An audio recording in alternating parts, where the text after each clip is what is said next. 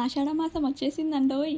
ఆషాఢమాసంలో ప్రతి ఒక్కరికి ఏం గుర్తొస్తుందో తెలియదు కానీ, ప్రతి ఒక్క అమ్మాయికి మాత్రం గోరింటాకైతే కంపల్సరీ గుర్తొస్తుంది. ఎందుకంటే ఇది ఆషాఢమాసం స్పెషల్. ప్రతి ఒక్క అమ్మాయి కంపల్సరీ గోరింటాకు పెట్టుకోవడానికి ఇష్టపడుతుంది. ఇష్టపడని అమ్మాయి అంటే ఎవ్వరు ఉండరు. మ్యాక్సిమం అయితే ఆకుతో నూరిన గోరింటాకైతే చాలామంది ఇష్టపడతారు. ఎస్పెషల్లీ మెహందీ వీటికన్నా ఇది చాలా న్యాచురల్ కాబట్టి అందరికి ఇష్టం. గోరింటాకు కొంచెం ఎర్రగా పండాలంటే మనం నూరాక ఇందులో చింతపండు కానీ లేకపోతే నిమ్మరసం కానీ పెడితే ఇది ఎర్రగా పండుతుంది.